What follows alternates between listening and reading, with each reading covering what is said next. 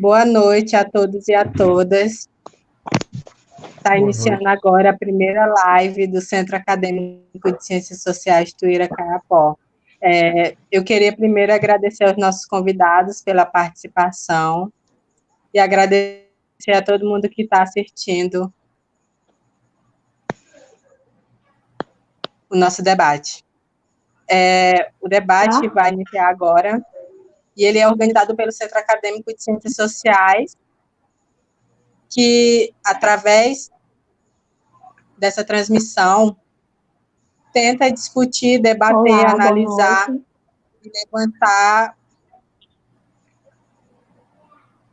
e levantar perspectivas sobre o período letivo emergencial na Unifespa. O Centro Acadêmico de Ciências Sociais é uma organização estudantil que inicia com a sua nova gestão no ano de 2019, terminando agora no ano de 2020, e agora com uma gestão temporária, formada por 10 membros. Vou agora apresentar os nossos convidados, né? Temos como convidados a discente de Ciências Sociais, da turma de 2018, Elaine Caroline, membra da comissão temporária do CACS. Temos também professor Edmilson, professor da FACSAT, antropólogo, professor Elino, assistente social, chefe da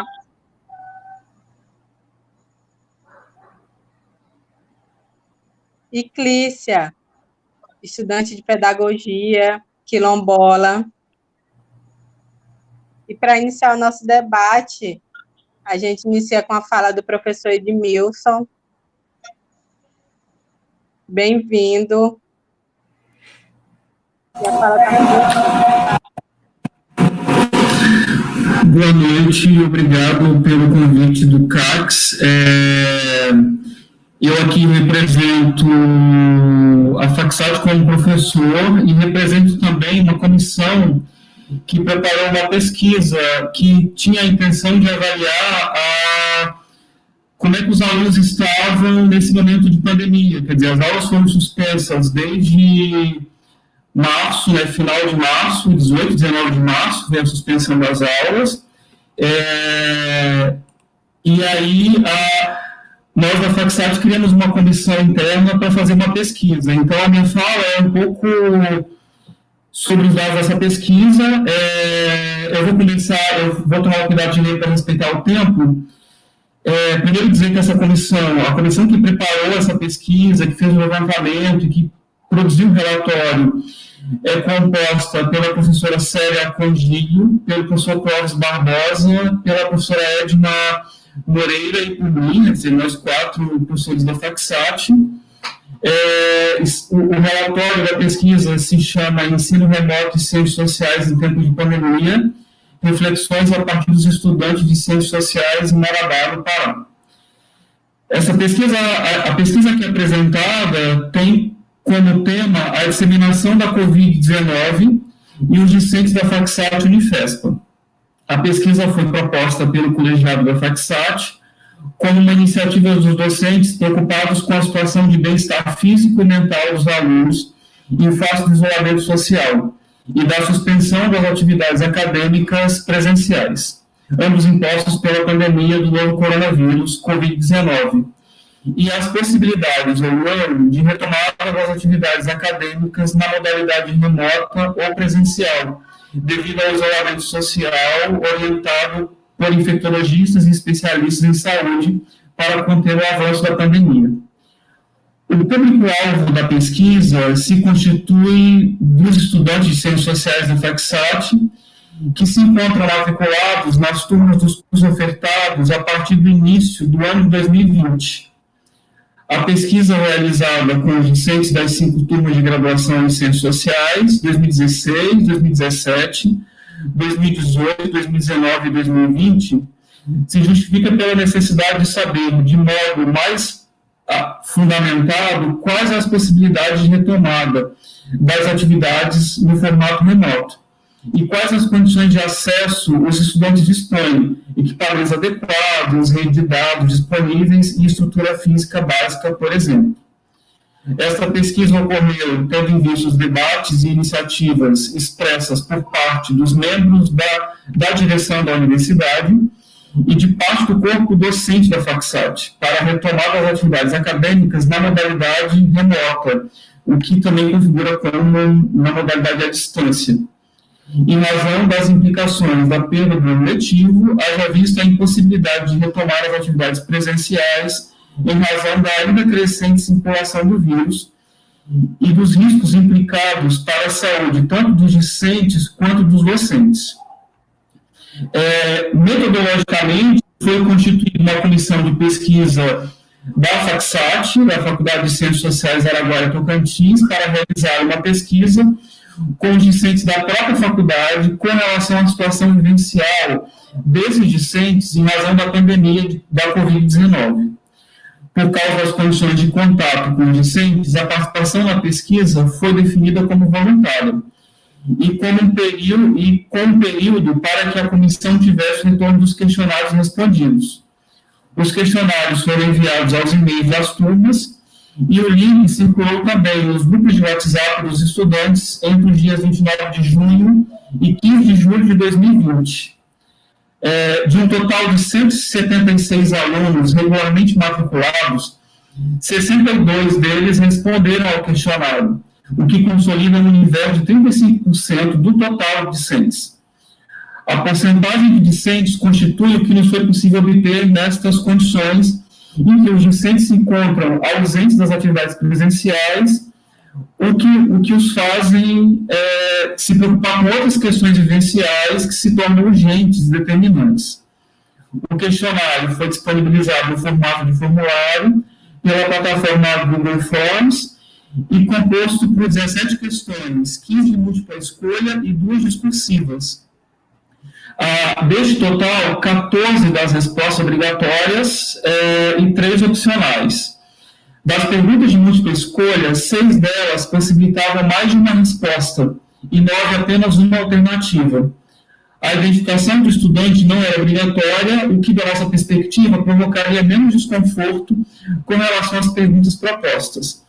Em função do tempo, não vai ser possível apresentar os gráficos, por isso eu vou fazer uma leitura deles e aí, no final, quando houver um debate, a gente pode trazer novas questões para a conversa.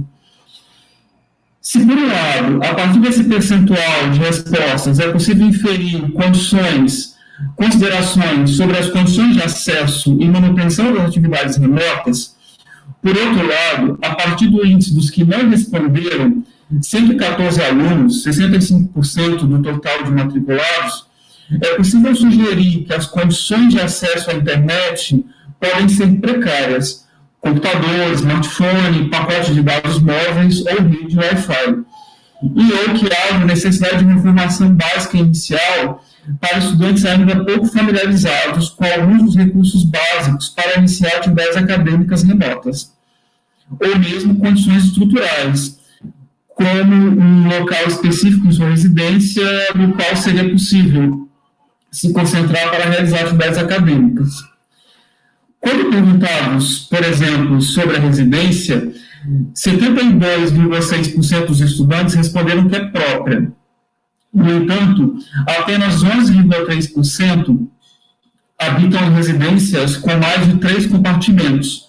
Do total de 62 respostas enviadas, 9,7% dos estudantes compartilham a mesma casa com mais de 5 pessoas e 4,8% com mais de 7 pessoas.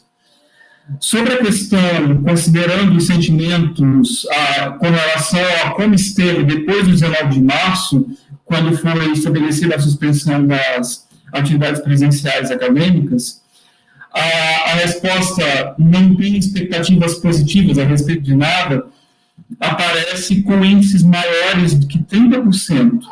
A alternativa está sendo difícil ter iniciativa para fazer as coisas, por sua vez, atingiu 48,4%, com 30 respostas. Se considerarmos que das 4 alternativas com maior número de respostas, 3 delas apontavam para os efeitos negativos do ponto de vista psicológico e emocional, podemos inferir que a pandemia provocou efeitos negativos em fatores como autoestima ou expectativa, conforme demonstra a representação gráfica dessa questão. Quando perguntados sobre fazer parte do grupo de risco, para os quais a Covid-19 pode ter efeitos mais drásticos, 27% dos entrevistados fazem parte de pelo menos um dos grupos de risco, e 9,7% não sabiam informar, o que revela um índice alto de estudantes portadores ou em contato direto com pessoas em grupos de risco. A pergunta 7, para a qual também era possível marcar múltiplas alternativas, obteve 197 respostas, ou seja, cada estudante assinalou um pouco mais de 3 alternativas. A pergunta era sobre o nível de concordância com relação às alternativas propostas. As respostas demonstram que as pessoas que responderam ao questionário estão preocupadas e ansiosas com a situação da pandemia. Das 8 alternativas dessa questão, para essa questão, 2 merecem destaque pelo alto índice de resposta que atingiram.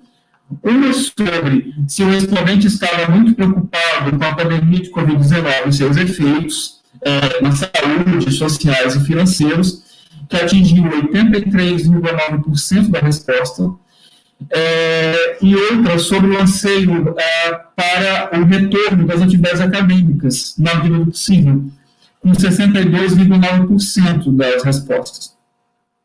Na pergunta 8, quando perguntados sobre a ocorrência de falecimento de familiares, vizinhos e amigos em decorrência da contaminação pela Covid-19, 56,5% dos estudantes responderam que sim, para pais, irmãos, tios, primos, avós, parentes distantes, vizinhos e amigos.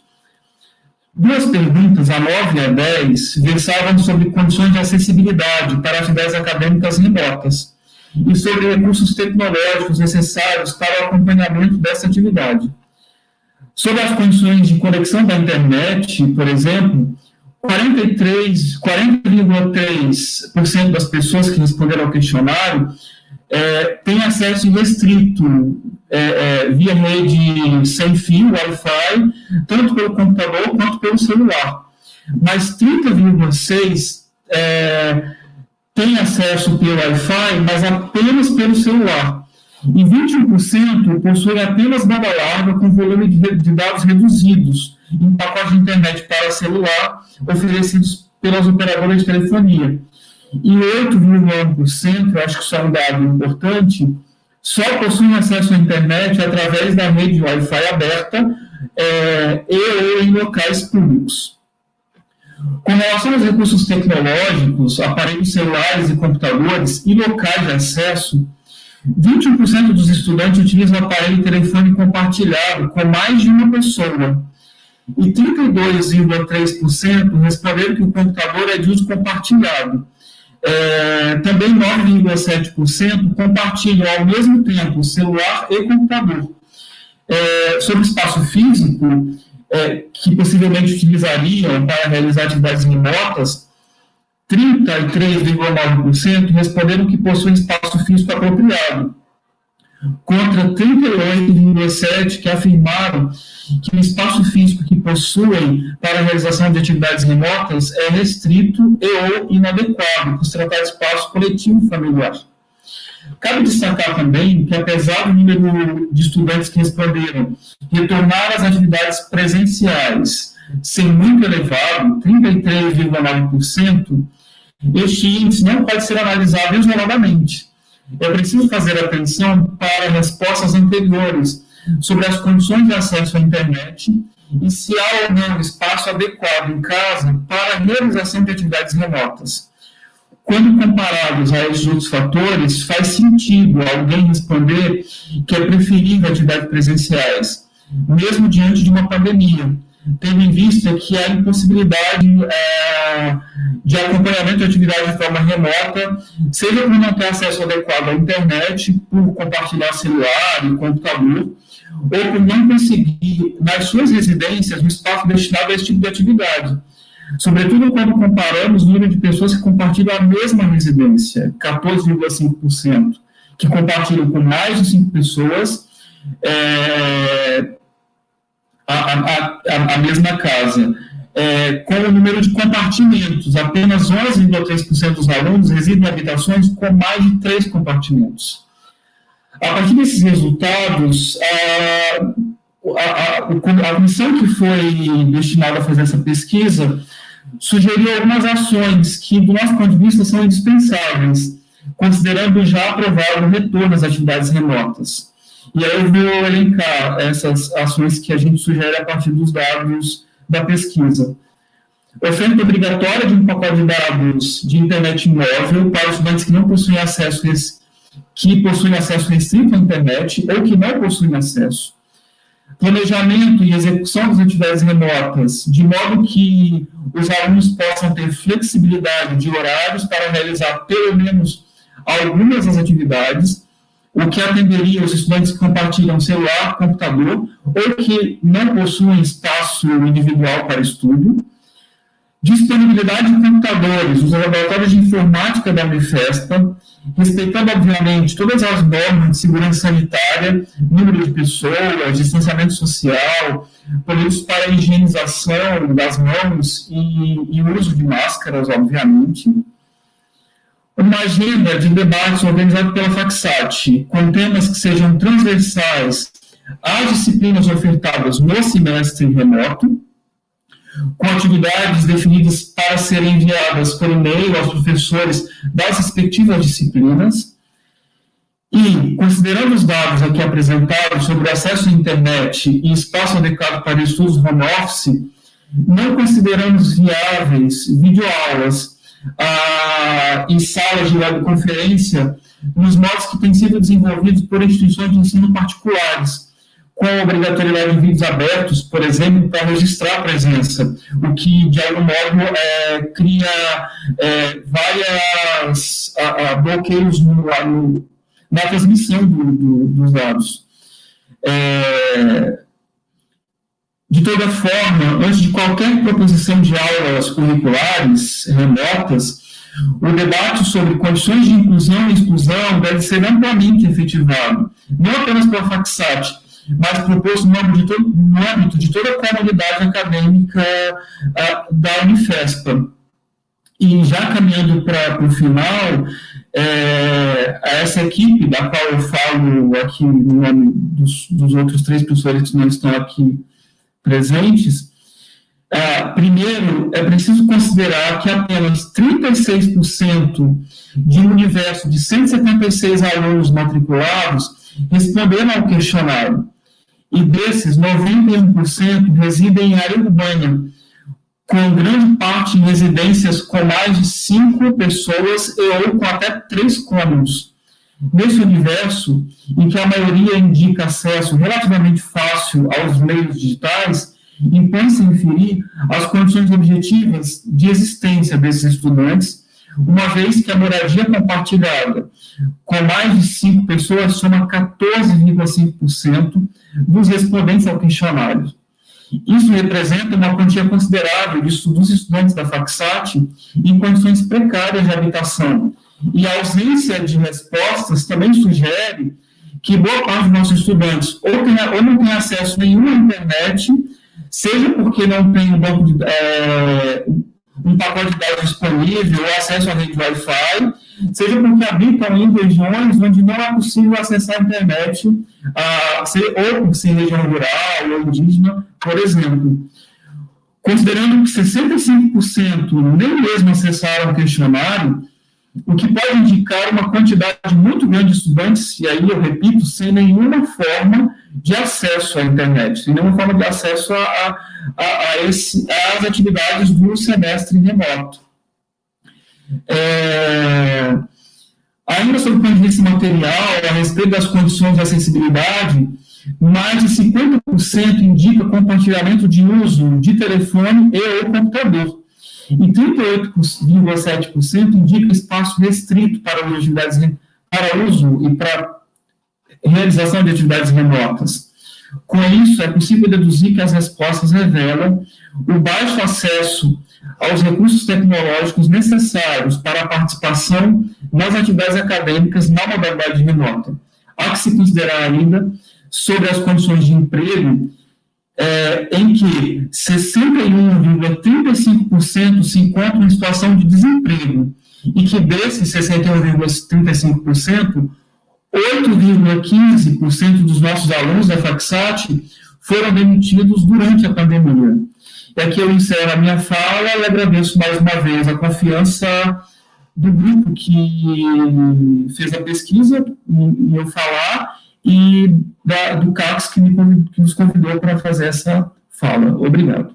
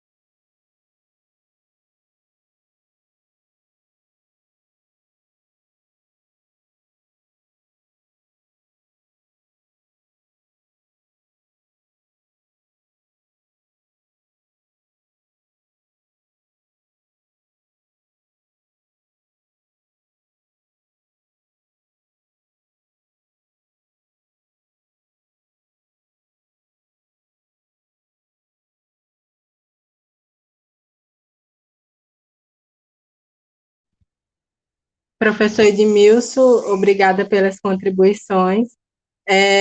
Eu ressalto aqui,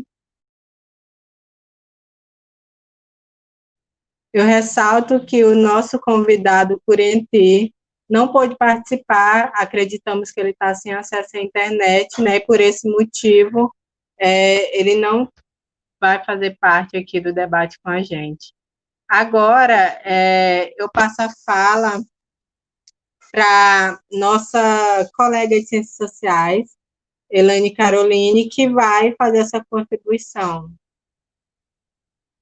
Elaine, é com você.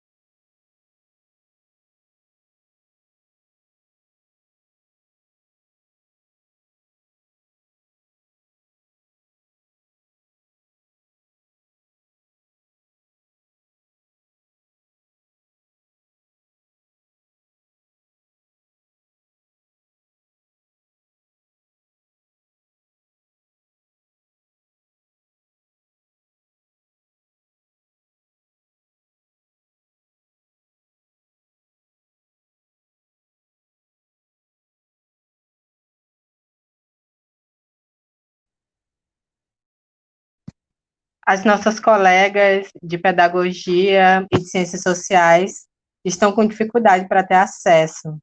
A internet delas está com problema.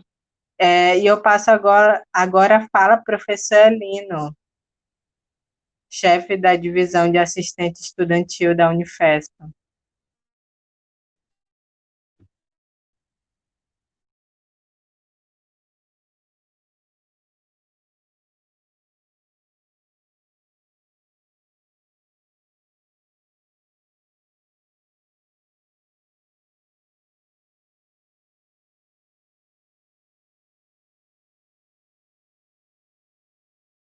Saem os auxílios financeiros para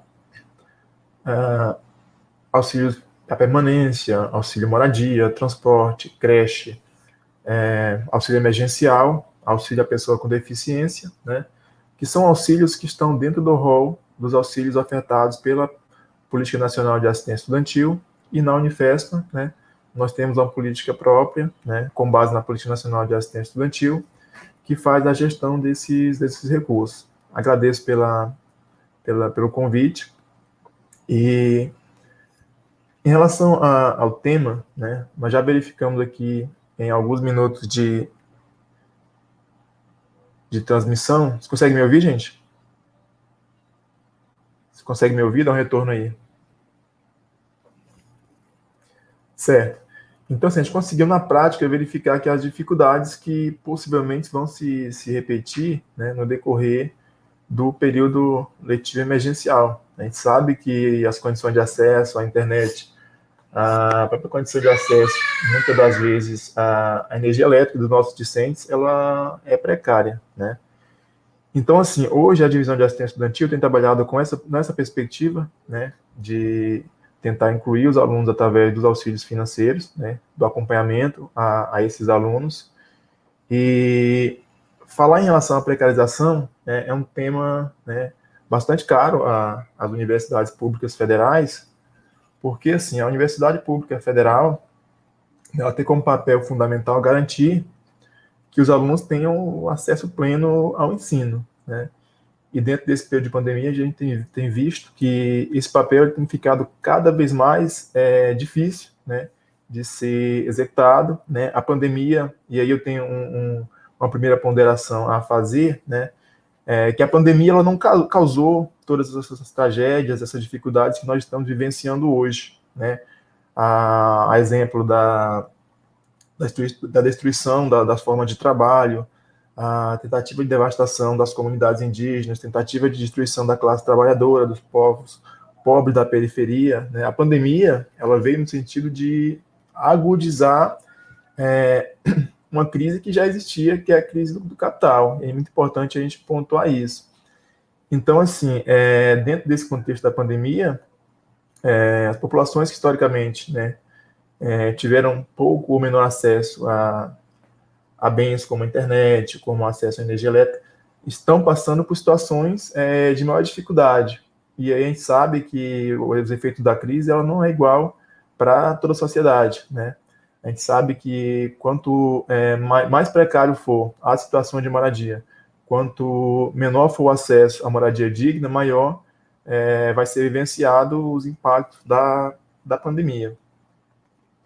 Então, nesse contexto, a gente adentra ao tema do que está sendo proposto, né, que é a precarização do ensino e as condições de trabalho na pandemia, né, tratando, né, pontualmente aí da questão do trabalho, né. E em relação à questão do trabalho, não seria verídico afirmar que a pandemia, ela por si só causou todo essa destruição do mundo do trabalho. Porque se nós pegarmos o dado do IBGE de fevereiro a março de 2020, os dados já apontavam que 40% dos nossos trabalhadores eles estavam vivendo em situação de informalidade, eram quase 40 milhões de trabalhadores vivendo de maneira informal em relação ao trabalho, e 12 milhões de trabalhadores que estavam desempregados por desemprego aberto. Então, assim, mais uma vez, eu reforço que a pandemia ela veio tornar mais agudo um problema que já existia, né? E dentro desse contexto, é importante a gente fazer essa distinção do que que é o teletrabalho, né? O que é o uso de instrumentos remotos e o que é o home office.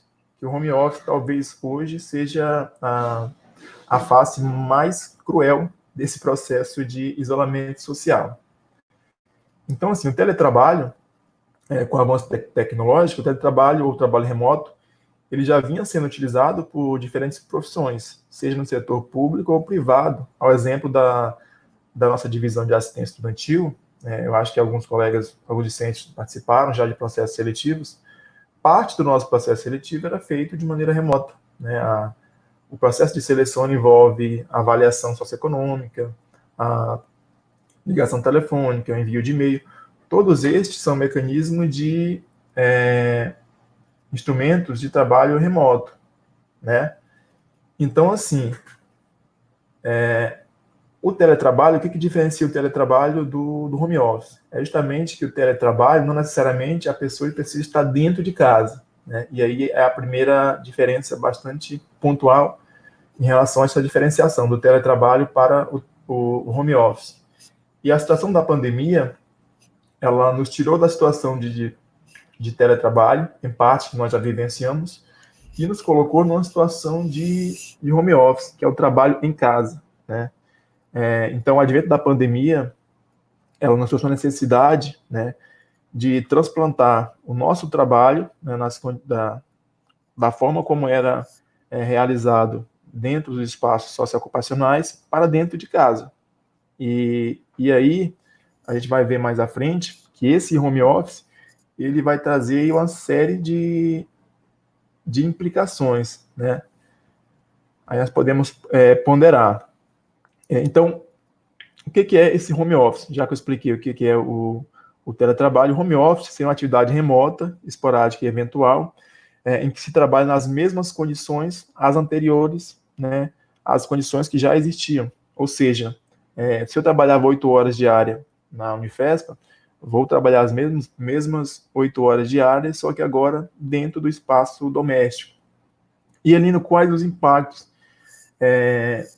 desse home office na vida dos trabalhadores, dos professores, dos técnicos, né? Primeiro ponto, acho que o Edmilson já tocou, que é a condição de moradia e espaço de sociabilidade intrafamiliar. Então, assim, naturalmente, o espaço do nosso lar, ele é avesso a essa lógica de home office, né? E aí o professor Ricardo Antunes, ele coloca uma frase muito acertada, que ele diz o seguinte, que ao misturar o espaço público com o espaço privado, a perspectiva é que nós tenhamos aí a extração do que é pior dessas duas dimensões. Porque trabalhando 8 horas por dia, vem o estresse, vem o cansaço físico, a gente tem pouco tempo para descansar. Então, essa diminuição do tempo de descanso dentro do nosso ambiente, do nosso lar, no home office, ela nos traz uma série de implicações.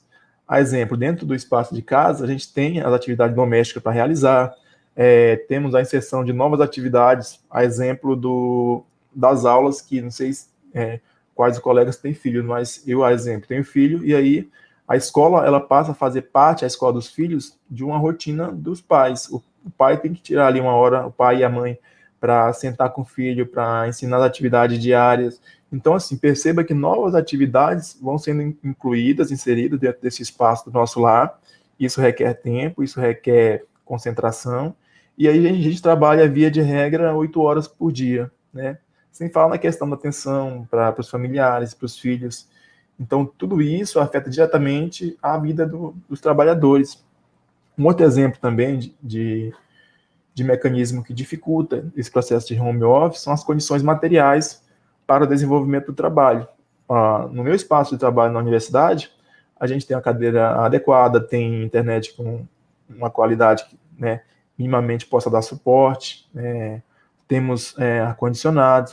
Imagine que dentro do espaço do lar, todo esse aparato que dá suporte ao nosso trabalho, ele é advindo do aparato próprio do servidor, né? Então, assim, imagine que tu não pode, na tua casa, ligar um ar-condicionado e passar as 4, 6 horas por dia com esse ar ligado. Então, assim, ao passo que diminui os gastos da instituição, porque não está tendo trabalho nas universidades, um exemplo, aumenta os gastos também para o servidor, né? O tempo de serviço também, né, para os técnicos administrativos, professores assimilarem esse processo do uso dessas TICs, tecnologia de informação e comunicação, ainda que nós tivéssemos 6 meses para preparar os professores, os técnicos e também os discentes, seria um tempo pequeno, tendo em vista os desafios que nós temos em relação às nossas peculiaridades e particularidades regionais. Um outro problema seria o aumento da sobrecarga de trabalho, e aí é um tema muito polêmico que a gente tem que adentrar, que é a questão da sobrecarga de trabalho, principalmente para as mulheres, né? Porque a gente sabe que, historicamente, foi relegado às mulheres o trabalho doméstico, e aí é algo que a gente tem tentado desconstruir, tem tentado combater, mas a gente sabe que isso ainda é muito presente. E essa questão, o aumento da sobrecarga do trabalho feminino, ela pode trazer uma série de outros problemas, a exemplo do acirramento de problemas relacionados à divisão sociossexual do trabalho, feminicídio, violência doméstica, separações, violência contra a criança. Porque, como eu falei anteriormente, uma série de fatores ligados à questão do trabalho, esse trabalho muitas das vezes confundindo com o próprio espaço do seu lar, vai criar tensões, vai criar constrangimentos, vai criar situações em que aumenta o nível de estresse do trabalhador, né? Não sei se vocês concordam, mas é muito complicado gerir um espaço que é privado e, ao mesmo tempo, ter que desenvolver ações que são públicas, exemplo do trabalho. Um outro exemplo também desse processo do home office são as quebra dos laços coletivos de sociabilidade. No espaço do teu trabalho, dentro do espaço da universidade, tu consegue se comunicar, ter discussões coletivas, partilhar de ideias e ter aquele tempo para descer, tomar um café, enfim, que é uma espécie de válvula de escape do ambiente de trabalho, que dentro do espaço de casa tu não tem, né? Então isso também precariza essas condições de trabalho do trabalhador. E em relação aos direitos coletivos, falei de direitos individuais, mas, por exemplo, a própria perda da consciência coletiva, a gente passa a não se reunir, passa a não ter esse contato direto, até porque nem todo mundo tem acesso à internet, né? Os espaços da universidade também, eles passam a funcionar como um espaço de coesão ideológica. A gente sabe que é possível isso ocorrer porque da feita que tu grava uma aula, que tu cria, né, espaços que podem se tornar públicos através de uma gravação, então, assim, abre-se um espaço para coesão, né, política partidária, porque publiciza algo que até então era feito dentro do espaço da sala de aula e a gente tinha maior interatividade. Então é um outro problema. Questões relacionadas a direito de imagem, reprodução audiovisual, são situações que os professores vão enfrentar, né? E aí, inclusive, a própria resolução do PLE já traz um direcionamento em relação a essas questões de direito de imagem, reprodução audiovisual, né? Então, assim, no âmbito do trabalho remoto, não é possível ao profissional saber, né, a priori, se essas condições elas estão dadas. Eu posso dizer, por exemplo, que eu estou no meu espaço de trabalho aqui, ainda que seja em casa, e que esse espaço está adequado, mas nada me permite garantir que o discente, né, em suas respectivas casas, estão em condições de estarem participando do processo de ensino-aprendizagem com qualidade, né, se esse espaço vai permitir que o aluno tenha a condição necessária para assimilar os conteúdos, né? E nesse sentido, ainda soma-se a isso uma série de desregulamentação de direitos trabalhistas, exemplo da PEC emergencial, né, que foi rejeitada e agora ela volta, né? O texto vai ser compensado pela PEC 438, né? Ou seja, a possibilidade de redução de carga horária de servidores públicos, redução de carga horária com redução de salários e uma série de outros ataques aos servidores públicos. Tudo isso já é um impacto que vem desde antes da pandemia, mas que se intensifica agora, porque com a discussão da pandemia, uma série de ações, né, e de reformas administrativas estão tentando ser criadas, e nesse sentido se justifica uma série de atrocidades, inclusive, pela questão da pandemia. E a gente tem que estar muito atento a essa questão, né? Então, assim, brevemente eu trago para vocês essas possíveis consequências do trabalho remoto e como que isso precariza o aluno. Precariza porque o aluno, ele é o público-alvo do período letivo emergencial. Então, se o aluno não tiver condições de receber esse conteúdo que vai ser passado, as condições em relação à habitação, os espaços adequados para realizarem as suas aulas. Porque uma coisa é tu ter uma internet ou um celular para entrar na rede social, para pesquisar algo que é rápido. Outra coisa é tu ter um celular, um notebook, para tu poder se concentrar em uma disciplina que está sendo ministrada e ter aproveitamento em relação àquela disciplina. Aí, eu trago para vocês alguns dados em relação aos alunos da Unifesp. A Quinta Pesquisa Nacional do Perfil Socioeconômico e Cultural, que foi uma pesquisa feita pelo Fórum Nacional de Pró-Reitores, ela aponta que 70,2% dos estudantes das universidades públicas federais são estudantes oriundos de família com renda per capita de até um salário mínimo e meio. E no Pará, esse percentual é de 88%, sendo que na Unifesp nós temos cerca de 60% dos discentes que estão na faixa de renda de 0 a meio salário mínimo per capita, né? Nós tínhamos, na época da pesquisa, 5.759 alunos, né?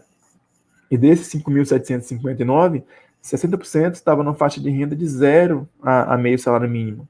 E os demais estavam dentro dessa faixa de 0 até um salário mínimo e meio. Então, assim, são faixas de rendas salariais que inferem uma situação de vulnerabilidade, de dificuldades não só financeiras, mas em relação ao acesso à própria universidade. E quando eu digo acesso, era o acesso mesmo presencial. Imagino que essa questão geográfica vai impactar ainda mais na questão do acesso ao ensino. Nós tivemos uma pesquisa que contou com 6.175 discentes com potencial de resposta, que é o total de alunos da Unifesp, e a participação foi de 46,93%, ou seja, mais de 50% dos alunos não conseguiram responder. Isso já é um indicativo de que nós temos dificuldades em relação à questão da conectividade.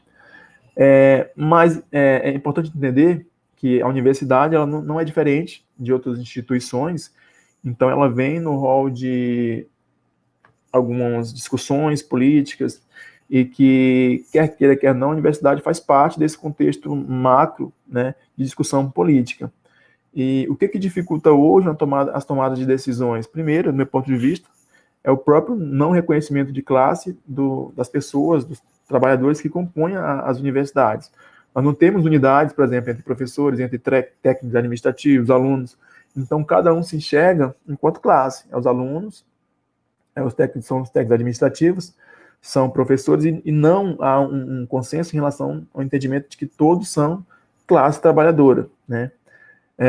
Ainda tem um fato que na Unifesp tem se agravado, que é a questão do que a gente está passando por um período de possibilidade de troca, né? De gestão, né? Onde nós tivemos eleito o professor Maurílio, né? Mas a gente sabe que tem tido um movimento no sentido de não nomear os primeiros colocados da lista tríplice. Então, é um outro problema que agrava também essa situação em relação à Unifesp, de maneira geral. E, assim, é um contexto de uma série de dificuldades, como a gente já bem colocou, né? E que a gente precisa fazer algumas reflexões, né, sobre que universidades nós queremos, por que nós chegamos até o ponto que nós estamos, né? Quem ganha e quem perde em relação ao local que hoje nós estamos, mas, acima de tudo, traçar a perspectiva de como sair, né, da condição em que nós chegamos. Claro que a condição de pandemia ela não vai se encerrar agora, né? A gente espera muito que isso, muito mais breve possível, seja sanado o problema da pandemia, mas é uma situação que a gente sabe que também pode decorrer algum tempo. Então, assim, o que fazer e qual as formas de enfrentamento no pós-pandemia? A gente está criando estratégia para agora, mas no pós-pandemia, como que a gente vai pensar a universidade pública a partir do fim da pandemia? A gente vai voltar ao que era antes, ao normal, e aí o normal, ele já não era as condições mais adequadas às universidades públicas, que já vinham sofrendo alguns ataques desde antes da pandemia.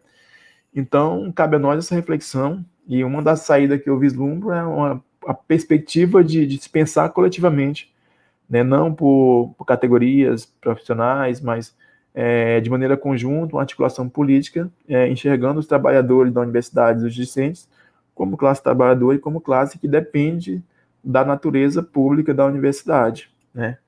Então, as minhas colocações são nesse sentido, né? Gostaria de agradecer pela participação. Como eu disse anteriormente, atualmente estou chefe da divisão de assistência estudantil e me coloco à disposição para maiores esclarecimentos, que se fizerem necessários posteriormente, e outras contribuições.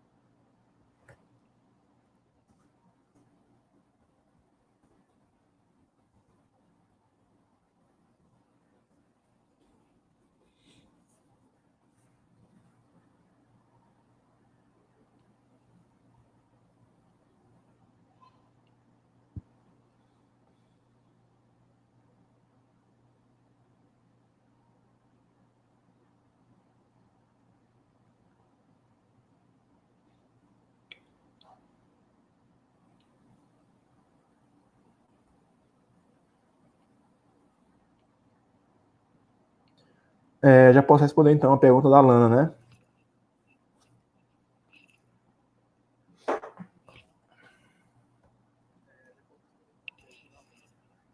Ah, tá. As perguntas, então, só no final.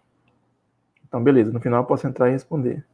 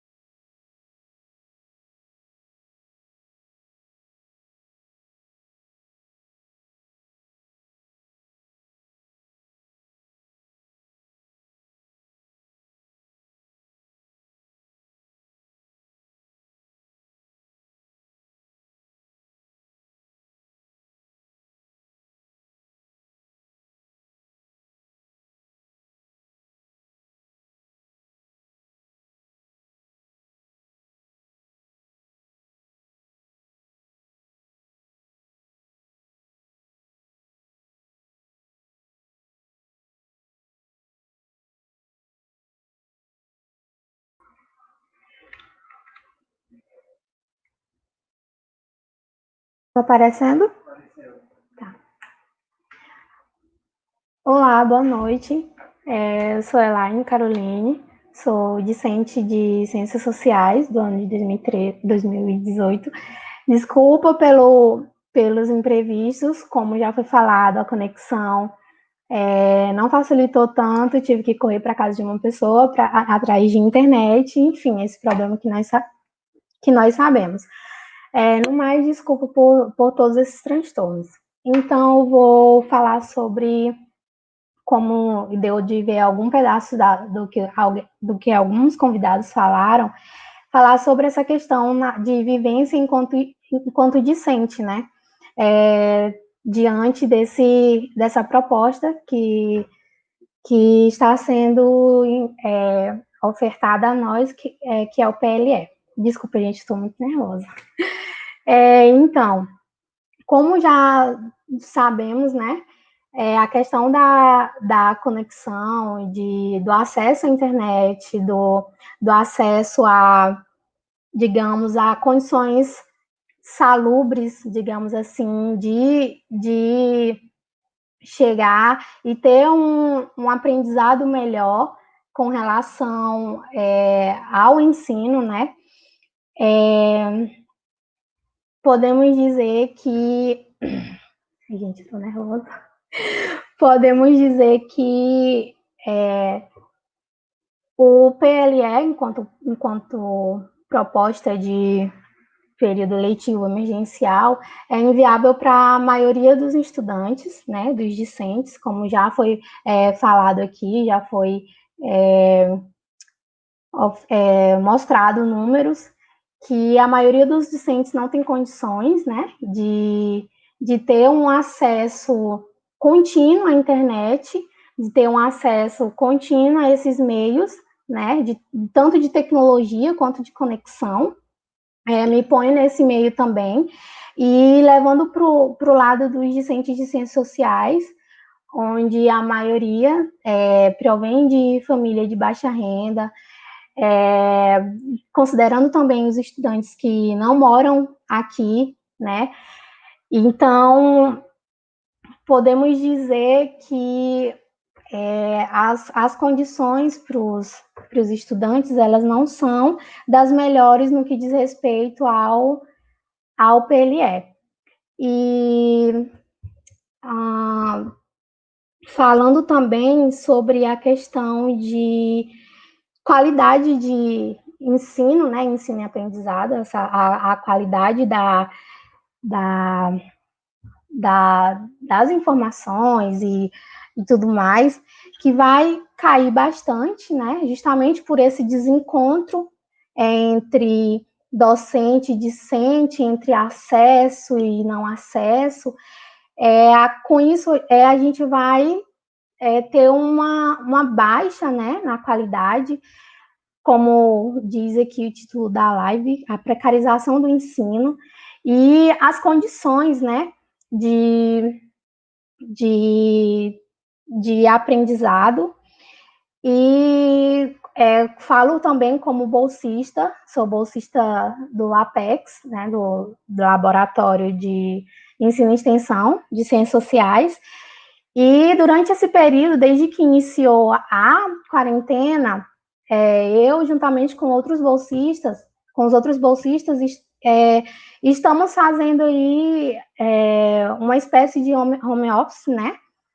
Juntamente com o nosso orientador, a gente senta e vê as melhores condições para cada um, o dia em que a gente vai se encontrar por chamada de vídeo, o dia que a conexão vai estar melhor, o dia que todo mundo vai ter o acesso, no caso os bolsistas e o orientador. Então, é uma condição muito precária para quem tem acesso limitado à internet, para quem tem acesso limitado a essas tecnologias, né?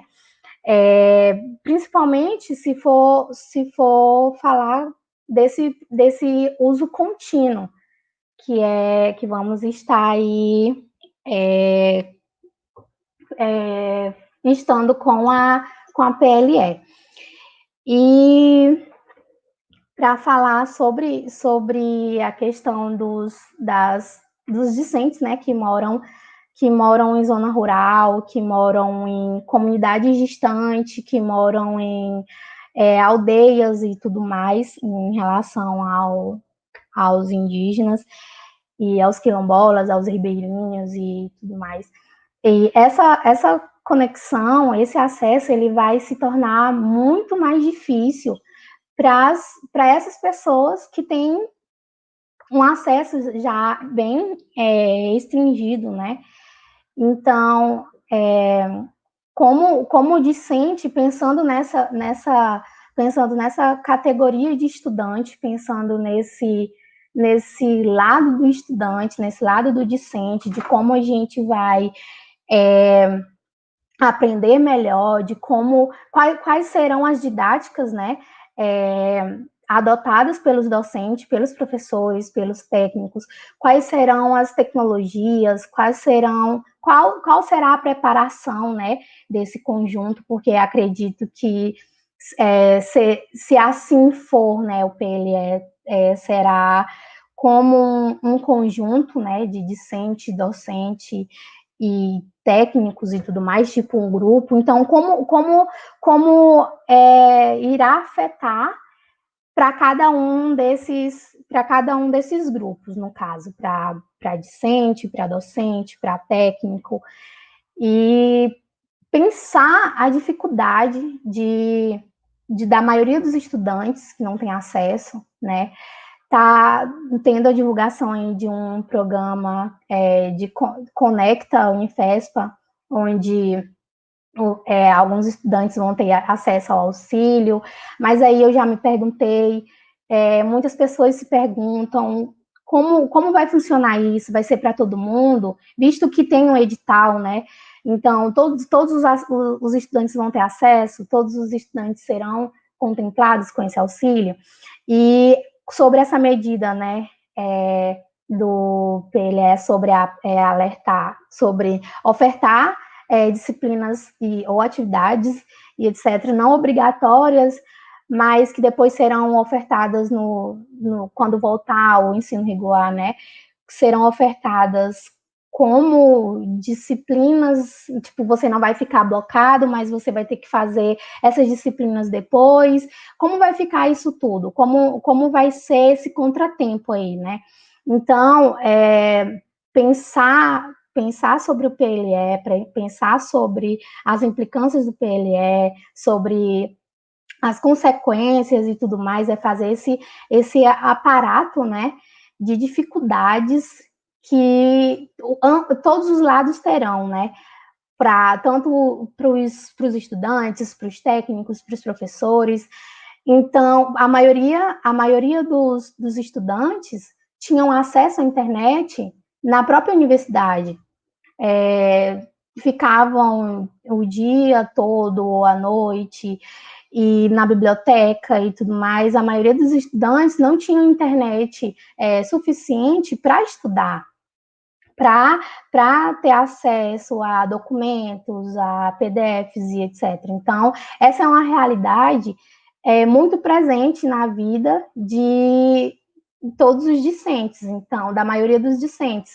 Então, se for pegar uma porcentagem, serão mínimos os discentes que têm acesso à internet, né, que têm acesso a todo esse aparato tecnológico para conseguir ter esse ensino, né, que já terá uma qualidade bem reduzida, justamente por ser remoto, por não ser presencial. E como fica essa questão, né? Então, eu, como discente, como participante da live, eu tenho muitos questionamentos também, tenho muitas perguntas, né, acerca dessa proposta. Então, eu quis botar mais aqui, externalizar esses questionamentos e falar como o outro lado, como que vai ser esse ensino para a gente, como vai ser essa qualidade de ensino para a gente. A gente vai ganhar essa carga horária, a gente vai ganhar, a gente vai absorver alguma coisa, a gente vai conseguir ter um mínimo de aprendizado necessário para quem tem essas dificuldades, né? Para quem vai lidar com esses desencontros aí que o PLE oferece na sua minuta, na sua resolução.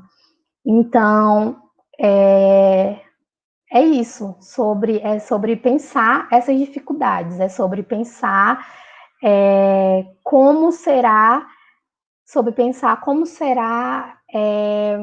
o nosso rendimento, como será o nosso rendimento, como será a qualidade desse ensino, como será, porque os professores terão que se desdobrar, os estudantes também terão que correr atrás, né, de conectividade, de tecnologia e etc. Então, como vai ser esse ensino, né? Como vai ser essa qualidade desse ensino? Como que a gente vai acumular só carga horária, a gente vai, no final, receber só um diploma?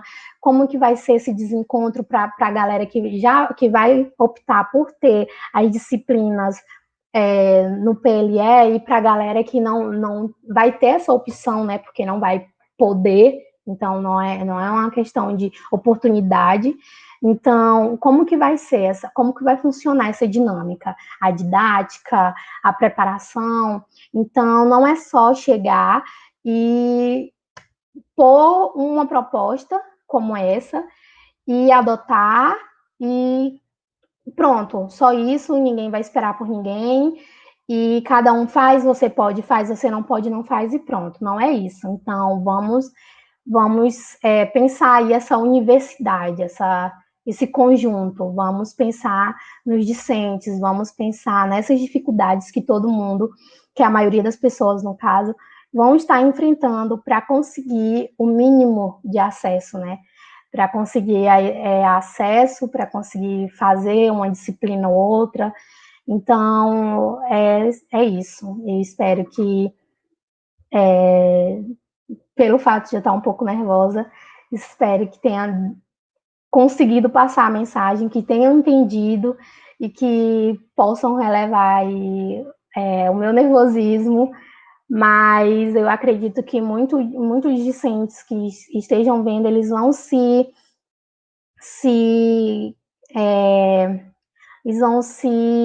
vão entender sobre o que eu estou falando, sobre essas condições que eu estou falando, porque é muito complicado quando você não tem um acesso. Então, a gente ia estar meio que aí retrocedendo.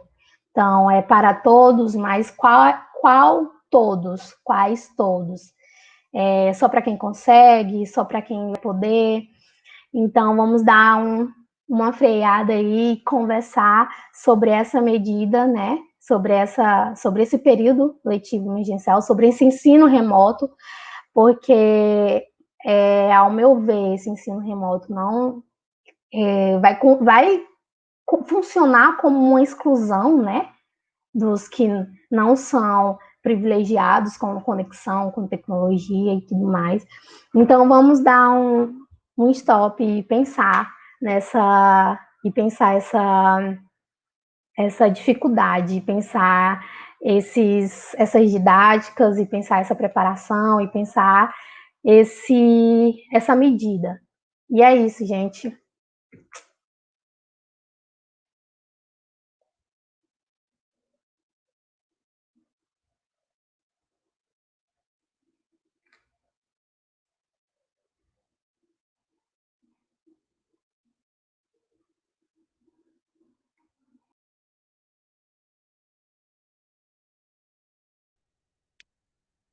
Carol, obrigada pelas contribuições. É muito importante ouvir você. Agora a gente passa a fala. Agora a gente passa a fala para uma colega de pedagogia, Lícia Coelho.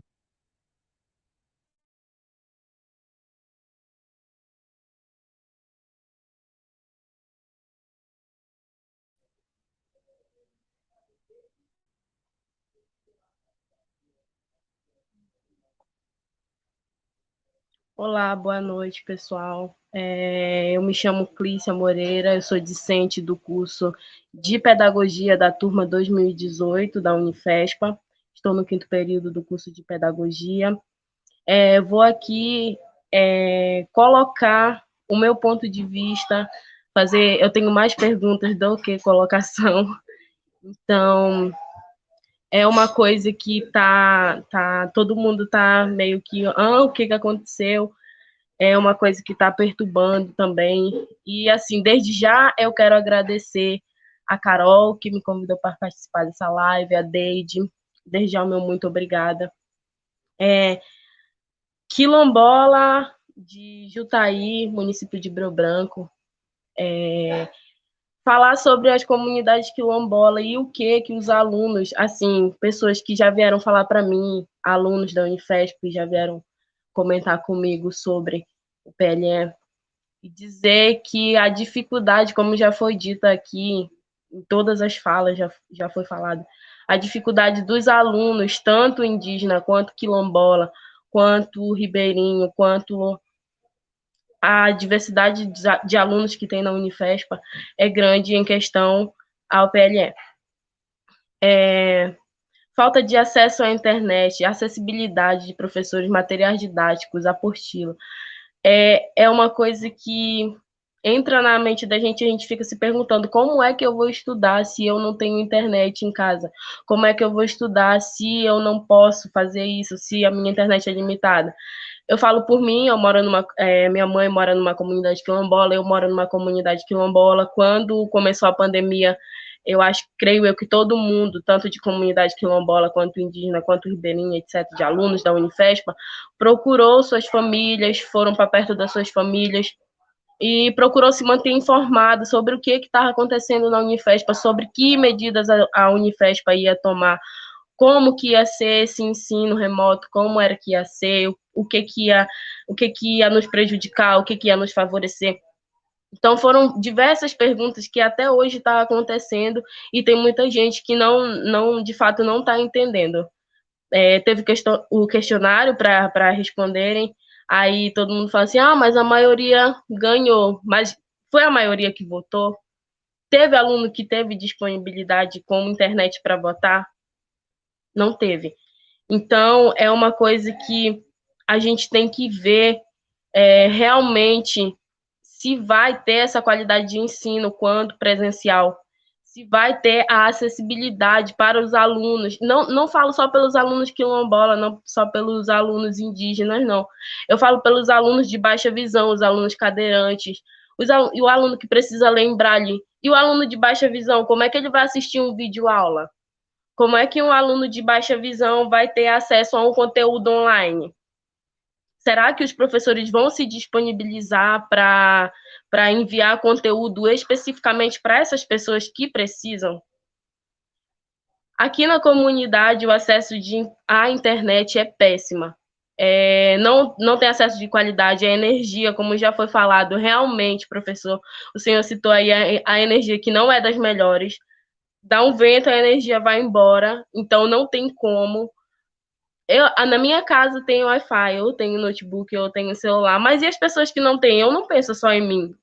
Teve uma galera aí que votou falando e tal, mas eu não penso só em mim. Se é um conjunto, se é um todo, se é uma universidade, eu acho que tem que se pensar, sim, na acessibilidade dos alunos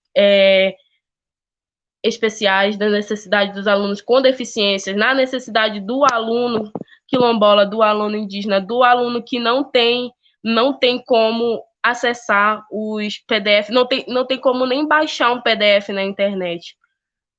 Então, é muito difícil, não só para os alunos, eu não vejo também só pelo lado dos alunos. Tem os professores que são professores idosos já, que, pelo menos na minha sala, tem professores idosos que às vezes assim, eu não sei enviar um PDF no WhatsApp da turma, envia aqui para mim. Então, não tem como. No meu voto, no meu ponto de vista, o meu voto foi negativo em questão disso. Não aceito, falando por mim, não estou falando pela comunidade inteira, pela demanda de aluno quilombola, que é muita. Não estou falando por eles, eu estou falando por mim. porque eu vejo a situação que é a minha comunidade, sem acessibilidade, sem acesso à internet, sem sinal de celular, e muitas outras comunidades que não têm acesso a celular, que não tem rede telefônica, não tem internet, não pega nada lá. Como é que esses alunos vão estudar? Às vezes tem aluno que não tem internet nem para o WhatsApp, que é uma coisa assim que quase todo mundo tem acesso, mas não tem como. Como é que os professores vão incluir esses alunos no PLE? Como é que eles vão incluir os alunos com necessidade? Como é que eles vão fazer? Qual é que vai ser a didática? Sem contar que, eu falo pelo meu curso, no meu curso tem estágio todo semestre, o nosso PPC foi alterado, e a gente tem estágio todo semestre. Como é que a gente vai ter estágio, a matéria de estágio no PLE? Como é que a gente vai ver de perto a realidade da criança dentro de uma escola? Como é que a gente vai entender de perto a situação que um pai passa na escola, que um professor, que um diretor, que um coordenador pedagógico passa na escola? É muito difícil. E sem contar que a minha maior preocupação hoje em saber desse ensino remoto, a minha maior preocupação é que profissionais a gente vai se tornar no futuro. Quando eu me formar, quando a Carol se formar, quando os demais se formarem, que profissionais que a gente vai ser no futuro? É certo que todo mundo sabe que a pandemia não vai acabar amanhã, nem depois, né? Mas é uma coisa que a gente tem que pontuar, é uma coisa que não pode deixar de ser ressaltada nessa altura do campeonato que a gente está.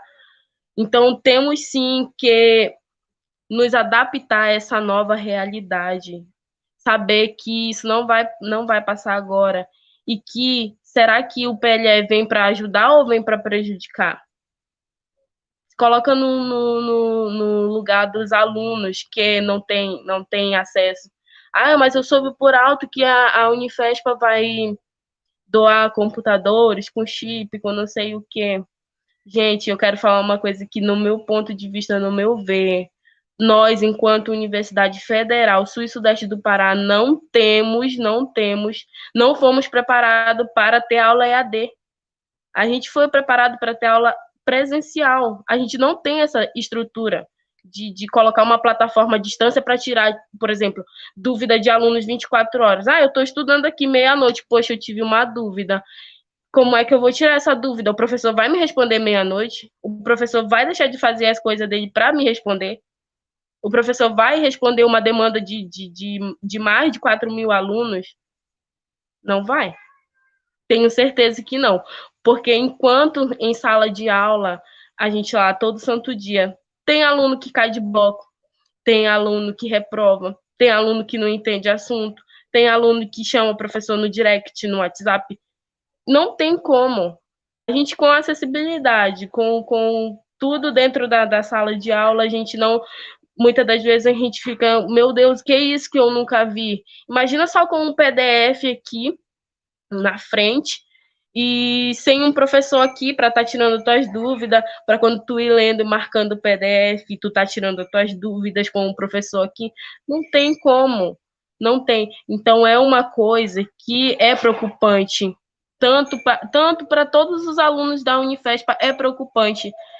É uma coisa que está acontecendo e que parece que não está acontecendo. Meu Deus, eu fico me imaginando assim, nossa, como é que a gente vai viver essa pandemia? Como é que a gente vai viver tudo isso que está passando na universidade, na sala de aula, acontecendo conosco, familiar? Como é que a gente vai passar por tudo isso? Sem contar na pressão psicológica que a gente tem super, tanto em sala de aula quanto aqui. As pessoas ficam assim, ai meu Deus, tem uma live com o professor, meu pai do céu, eu tenho que participar. Como? Eu não tenho internet, corre, te vira. Se tu participar, participou, se tu não participar, não participou. Aí não vai cair. Ah, mas eu não vou cair de bloco, eu não vou reprovar. Tá, mas e aí os outros que fizerem a matéria? Eles vão ficar mais avançados que você vai ter que retomar de onde você parou? É complicado falar sobre isso. E é complicado falar sobre as pessoas que precisam, por exemplo, do NAIA. é complicado falar sobre as pessoas que não têm internet. É uma coisa que é muito perturbadora. Eu não consigo me inserir no PLE. Eu não consigo me ver lá estando falando que é bom o ensino, que não sei o quê. E o ensino de qualidade que a gente tanto preza, e a inclusão social que a gente tanto preza, que desde quando eu entrei na universidade, eu ouço falar de inclusão social, de ensino de qualidade. Será que o ensino vai ser de qualidade? Será que vai existir inclusão? Como é que vai ser esse ensino? Então, como eu disse no começo, eu tinha mais perguntas do que colocações.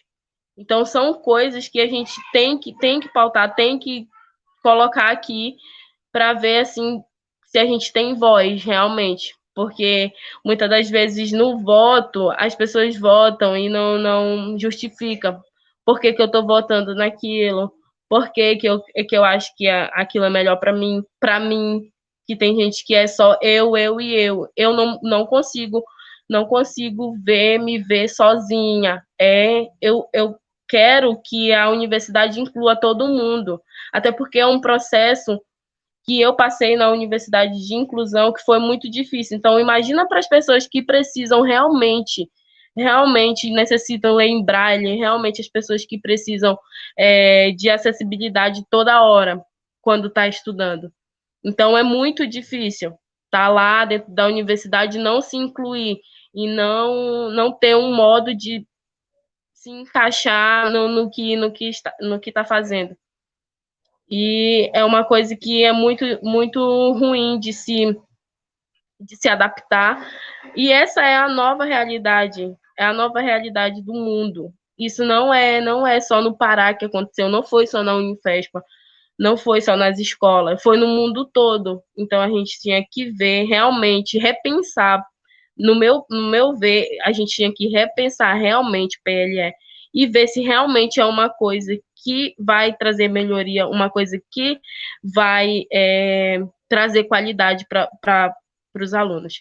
Outra coisa que a minha colega citou é que tem aluno que realmente, me incluindo, aluno que passava o dia todo na universidade, que passei o dia todinho, sem almoçar, sem fazer nada, só para ter internet, para terminar um trabalho que tem que entregar no outro dia, alunos com filhos, alunos que trabalham para se sustentar em Marabá, para se manter, e não sem nenhuma bolsa, e tinha que passar o dia todo na universidade porque não tinha internet. Enquanto na universidade era ruim, agora imagina na sua casa, nas suas comunidades, que não pega nem sinal de celular. É muito ruim. Desde já eu peço desculpa a qualquer colocação que eu fiz que não foi abrangente a todos, e desde já eu me coloco à disposição de todos. Pode me chamar no direct, no WhatsApp, eu sempre estou respondendo, sempre o povo procura para me perguntar o que eu acho, então eu sempre estou lá respondendo todo mundo. Agradeço super o convite da Carol, o convite da Dede, e precisando pode contar comigo sim, sempre. Me desculpem mesmo, não estava preparada para essa live, que eu fui avisada 1 hora antes, mas a gente ouvindo isso todo dia de mais de 30 acadêmicos aqui da comunidade que tem na Unifespa, a gente acaba se encontrando pela rua e esse é o assunto que mais rola. O que você acha? O que você vai fazer em questão disso? Você votou contra? Você votou a favor?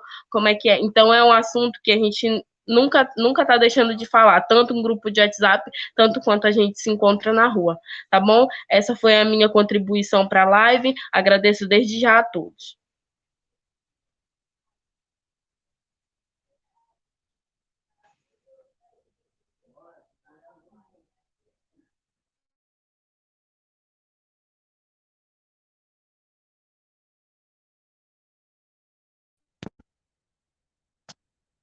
Muito obrigada. Antes de partir para os comentários e para os questionamentos, né, que foram levantados durante o debate, eu gostaria de agradecer aos convidados e todo mundo que está assistindo a gente.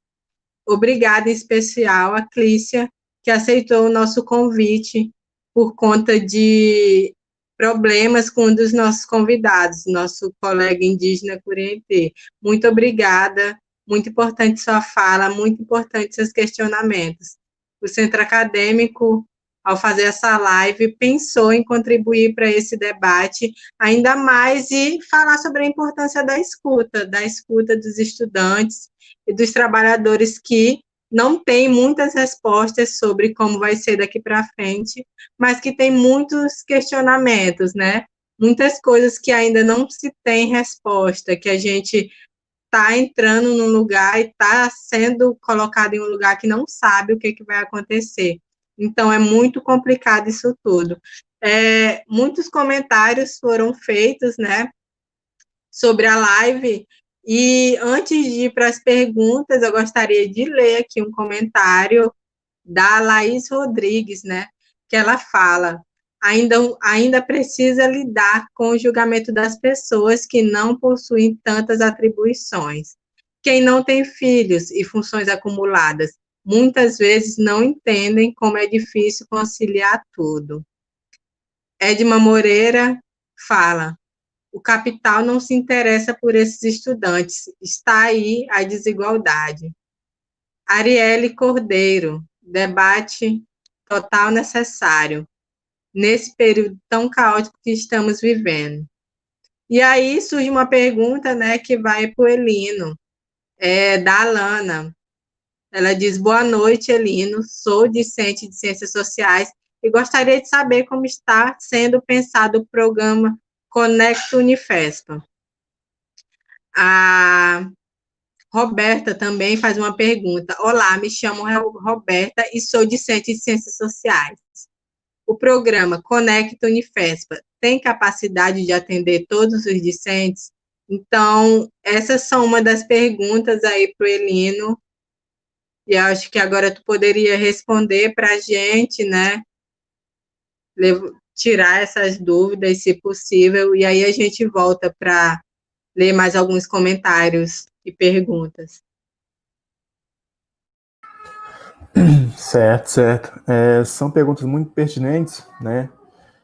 Tendo em vista que hoje foi lançado o edital do programa Conecta Unifespa. Eu acho que alguns colegas já tiveram acesso, né?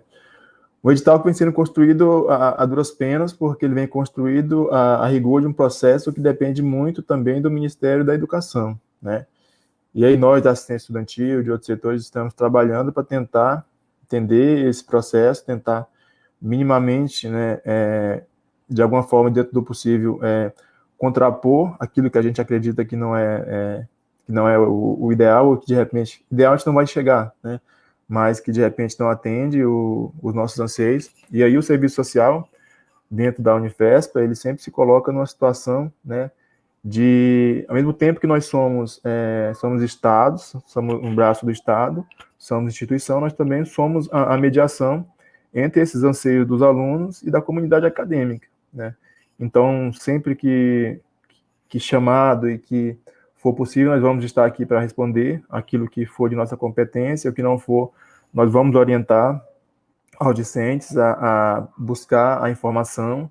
E eu acho que é isso mesmo, vocês estão de parabéns, e é nesse sentido que a gente cresce, que a luta ela se intensifica.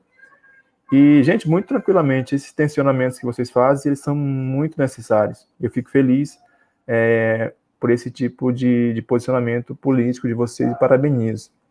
Em relação ao programa Conecta Unifespa, como eu falei, ele é oriundo do programa que advém do MEC, né, que é o programa Alunos Conectados. E, gente, o que foi pensado inicialmente em relação à quantidade de auxílios que seriam ofertados? Lá em maio, o MEC solicitou à universidade dados de que alunos teriam perfil para receber auxílios financeiros dentro da Unifespa. O MEC, ele nos encaminhou, né, documentos solicitando que a gente dissesse quantos alunos a Unifespa tem com perfil para recebimento, né, dos auxílios financeiros nos moldes do Programa Nacional de Assistência Estudantil. E aí nós repassamos as informações, e aí, acho que o que eu vou dizer agora aqui vem de encontro com o que os colegas estão questionando, né? Mas quantos auxílios serão ofertados, como que vai ser essa oferta? Como eu falei, o edital está publicado, mas a gente já está por aqui, a gente já vai conversando e discutindo, né, o que está posto lá. A priori, como é que ele condicionou o repasse dos auxílios financeiros, né, dos pacotes de dados, aos alunos na faixa de renda de 0 até meio salários mínimos per capita, né? Isso também foi objeto de discussão nas reuniões do MEC, né? Inclusive a última reunião ela se deu na sexta-feira, né? E a priori, a Unifesp, nós tínhamos enviado os dados da 5ª Pesquisa Nacional do Perfil Socioeconômico dos Discentes, uma pesquisa que foi feita pelo Fórum Nacional de Pró-Reitores de Assistência Estudantil, de todas as universidades públicas federais. As pró-reitorias enviavam os dados e o MEC ia coletando. Então, hoje, existe um termo de referência criado pelo MEC, né? E a Rede Nacional de Pesquisa, a RNP, é ela que vai mediar esse processo de concessão dos pacotes de dados. Mas ele, em relação a quantitativo, né? Quantos auxílios serão ofertados? A priori, como eu falei, seriam ofertados na quantidade de alunos que estivessem na faixa de renda de 0 a meio. E na faixa de renda de 0 a meio, né, nós tínhamos 3.579 discentes, né, na época do repasse das informações. Então, a priori, e se o MEC seguir a rigor o que está colocado no termo de referência, seria ou será este o quantitativo de alunos que serão contemplados, por volta de 3.570 alunos, que seriam os alunos na faixa de renda de 0 até meio. Só que aí surge o questionamento, mas e os alunos que não estão nessa faixa de renda? Não têm direito, não estão em situação de vulnerabilidade? Sim, claro que estão. E em relação a essa questão da vulnerabilidade, a gente sabe que, e a gente, nós do Serviço Social, se posiciona contrário a essa estratificação de renda, né, dizer que o aluno que tem de 0 a meio, ele, né, tem prioridade, que na verdade tem prioridade de estar conectado e de receber qualquer auxílio da universidade, todos os alunos, né?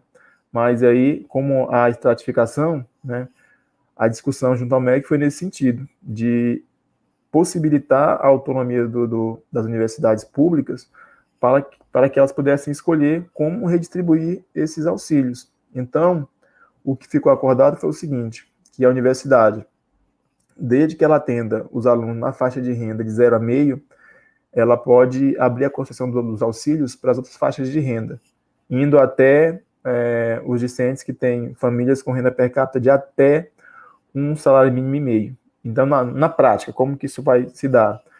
Vamos atender todos os alunos que estiverem na faixa de renda de 0 até meio salário mínimo, né?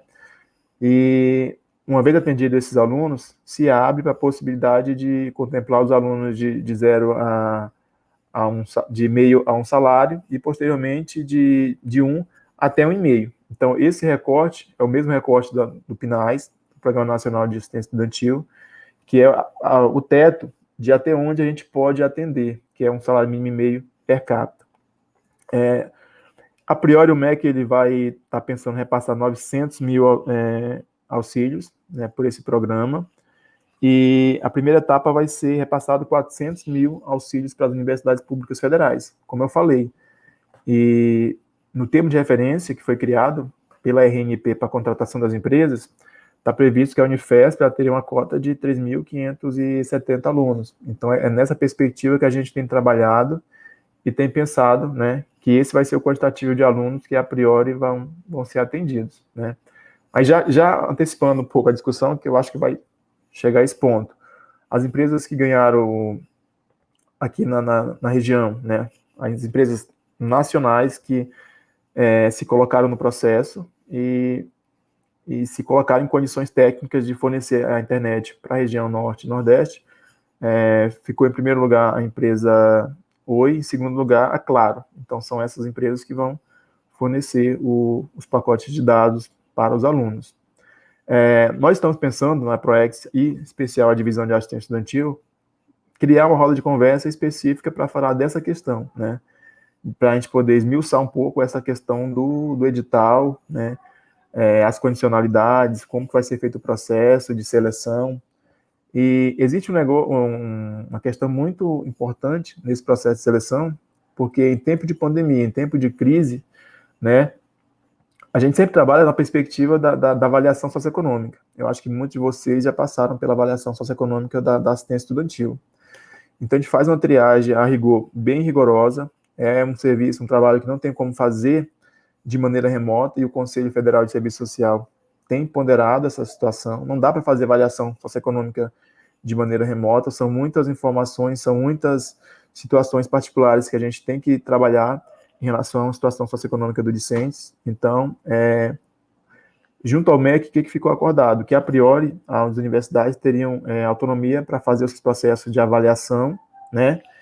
E, a priori, a avaliação vai ser feita por, né, pegando os alunos que já estão ranqueados, que são os alunos da assistência estudantil. Esses alunos já teriam perfil para o recebimento, já poderiam participar, considerando que tem um perfil para o recebimento.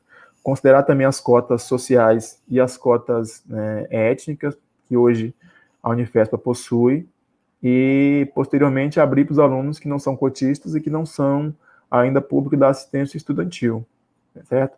Então, o processo de avaliação socioeconômica, a gente vai considerar os que já têm, que já foram avaliados até o início da pandemia, e os demais vão entrar na plataforma específica, vão responder um formulário e vão autodeclarar as suas situações de renda e outros dados que vão ser solicitados. Pensamos em fazer um formulário mais enxuto, menos denso, menos extenso, pensando que o momento ele não nos possibilita criar critérios que sejam, que atuem como impedimento para a participação do aluno na concessão do auxílio, certo?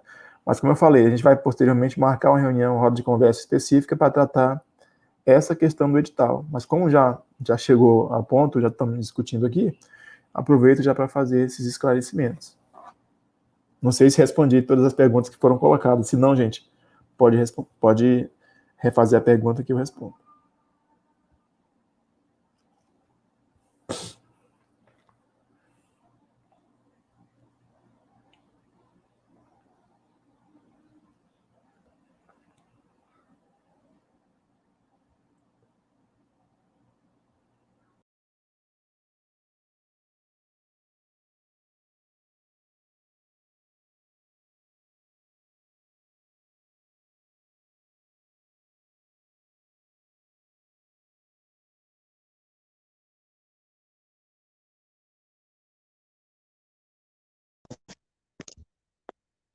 Muito obrigada, Elino. As perguntas, acredito que, em parte, foram respondidas, né? E agora a gente tem que se colocar contra, né, essa precarização do ensino. A gente vê que condições são as mínimas. Eu tenho internet fixa em casa, notebook, mas nem sempre presta, né? Hoje mesmo é um fato. Eu agora quero colocar a fala para vocês, para as considerações finais, alguma observação, e também agradecer novamente a participação de vocês, pedir desculpa pelas falhas aí na transferência. Eu acredito que é quase que impossível isso não acontecer, né? E aí eu passo a fala para vocês, para as colocações finais. Agradeço a todo mundo que está assistindo, é muito importante também os comentários de vocês aqui na live. Desde já vai ficar salvo no perfil do Centro Acadêmico aqui no YouTube. Obrigada a cada um e aos nossos participantes, em especial a Clícia, que também está fazendo parte do debate, né, e que 1 hora atrás foi convidada e aceitou o convite. A gente agradece muito, muito mesmo a participação de vocês e espero que outros debates surjam no decorrer, né, dessa situação. Espero que a Unifespa pense realmente em para quem está sendo esse ensino emergencial, a quem isso vai favorecer e quem vai ser excluído disso tudo, né? Será se a gente é só uma minoria no meio disso tudo? Será se a gente não é importante, a gente vai ficar para trás, vai fazer depois? A gente entrou junto numa sala de aula e agora, nesse momento, a gente acaba que ficando aí à margem disso tudo, né? Então, são assuntos que devem ser debatidos, a gente deve se posicionar, e coloco aqui de novo que o Centro Acadêmico de Ciências Sociais está contra a precarização do ensino na Universidade Federal do Sul e Sudeste do Pará. Nós, estudantes negros, estudantes indígenas e quilombolas, nos colocamos contra toda e qualquer forma de precarização e exclusão do ensino. E continuaremos lutando por uma educação pública gratuita e de qualidade para todos. Então, fiquem à vontade para fazer as considerações finais de vocês, tá? Muito obrigada a todo mundo que participou.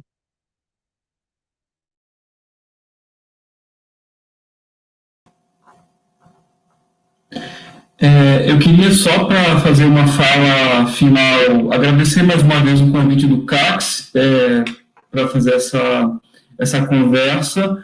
Agradecer também os professores que compõem o comitê da pesquisa, né, que me confiaram a fala, e dizer que, bom, ter escutado vocês faz muito sentido para a conversa que a gente já está tendo nas reuniões de colegiado, na FACSAT, e pensando, sobretudo, como é que a gente vai produzir um espaço que seja minimamente inclusivo. Quer dizer, a gente já vive num contexto de exclusão tão extrema e de extremismos que não consideram populações como indígenas, quilombolas, camponesas, etc.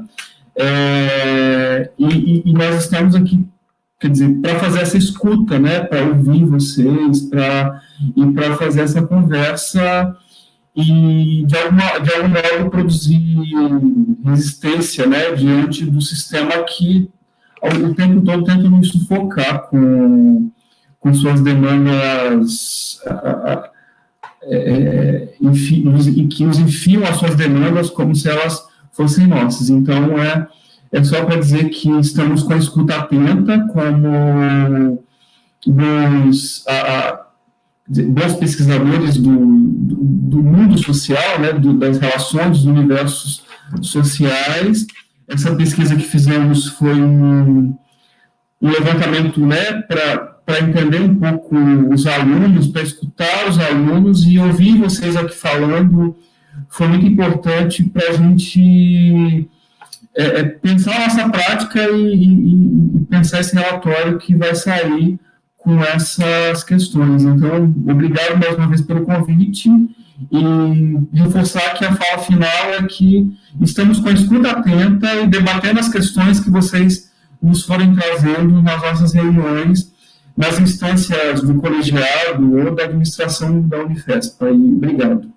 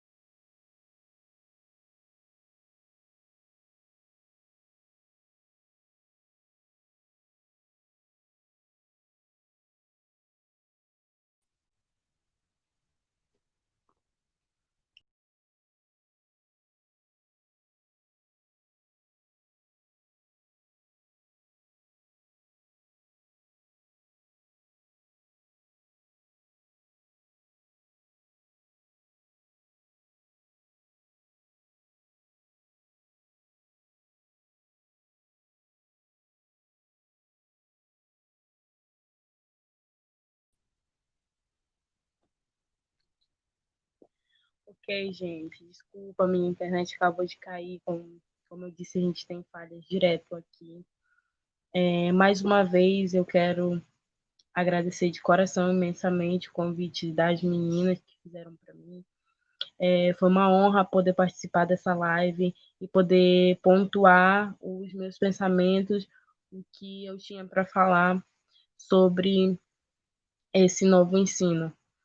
E dizer também aos companheiros, aos estudantes, que a gente não desista do nosso ensino de qualidade, que a gente não venha deixar que com isso seja uma ponta para privatizar nossas universidades públicas e que a gente realmente venha se impor através da internet, que hoje eu posso dizer que nos dá voz para poder falar, para poder colocar os nossos pontos de vista e ser ouvido, quer queira a população, quer não.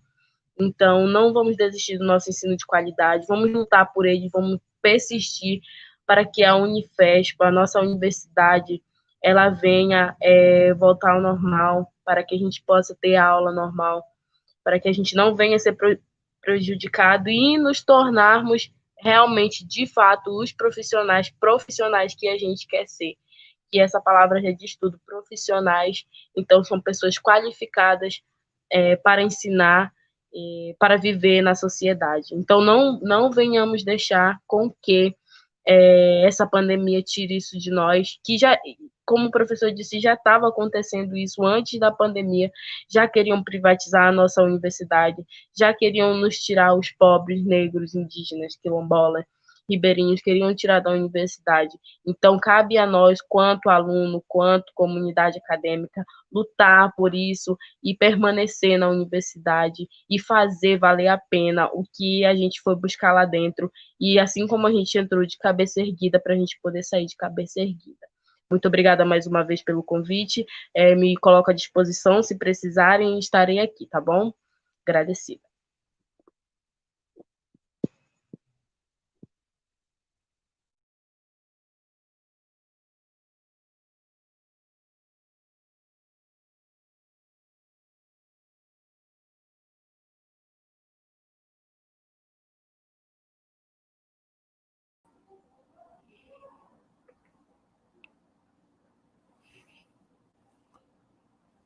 Acho que estão me ouvindo, né?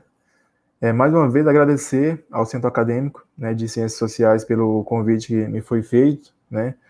Como eu falei anteriormente, a equipe de assistentes sociais, o serviço social do Unifespa, né, ele ainda é muito novo, ele está em construção, né, mas o nosso local de luta, ele é do lado da classe trabalhadora, dos discentes, do público alvo das universidades públicas federais. Eu acho que esse movimento de resistência, esses tensionamentos que vocês estão fazendo, eu acho que ele é muito válido e eu fico muito feliz, né, por estar aqui, por ter que responder os questionamentos de vocês.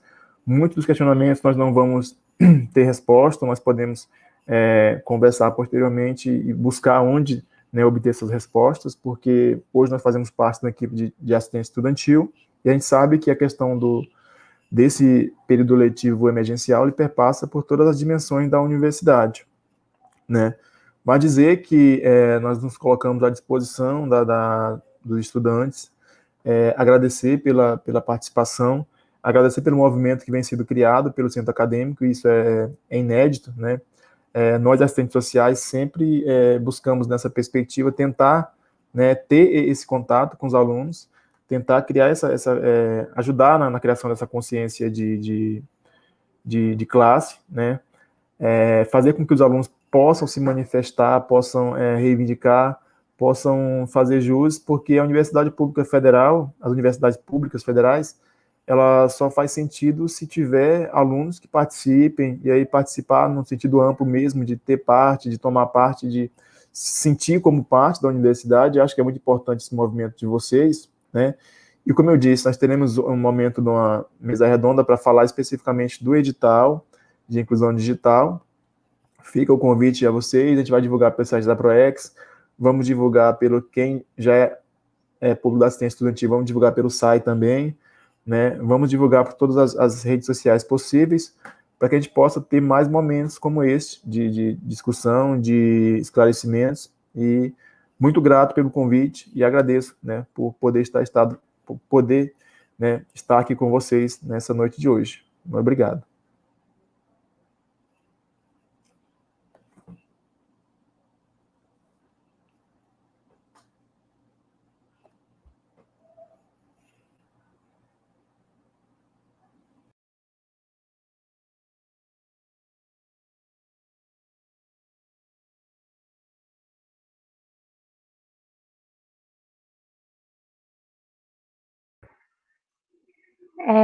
Então, gente, boa noite novamente.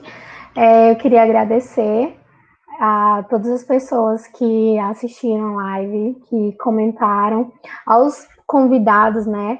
Queria agradecer a Crícia, né, por ter aceito o meu convite, assim, em cima da hora. Foi excelente, super necessária em sua fala. Agradecer o professor Edmilson, agradecer ao Elino, agradecer a todo o CACS, né, a toda a comissão, a todos os discentes, e agradecer às professoras que estiveram assistindo a live e acompanhando a gente, e frisar mais uma vez que esse debate é de suma importância, que devemos ainda mais estreitar esse laço, né, de discente, docente e técnico, para que a gente debata sobre as questões de dificuldade e condição de cada grupo, principalmente diante do PLE, e frisar novamente que não é só um lado que tem necessidade e que tem condições, e que a PLE, o ensino remoto, não é uma alternativa, é uma exclusão. E agradecer novamente ao Centro Acadêmico de Ciências Sociais, Tuíra Caiapó, por esse engajamento, por essa oportunidade de dar voz a discentes, a técnicos e a professores, e dizer que o nosso intuito é continuar com esse trabalho, né, com essa luta, juntamente com os estudantes, né, com o apoio dos professores, e lutar sempre por uma universidade de qualidade, gratuita e totalmente diversa. E é isso, minha consideração final, e eu queria mais uma vez pedir desculpa por todo o nervosismo do início, né, pela turbulência e tudo mais, pelos obstáculos que eu tive que enfrentar para ter acesso à internet, como eu disse no início, que é justamente sobre isso que estamos falando aqui. E é isso, gente. Obrigada a todos e boa noite.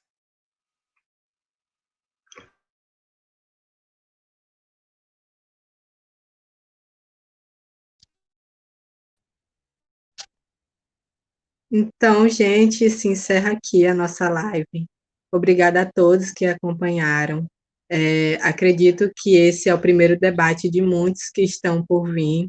As ciências sociais seguem na luta, seja ocupando a universidade, seja nas ruas ou online, né, que é a nossa nova forma de debater sobre todas as condições de trabalho e precarização do ensino, que a cada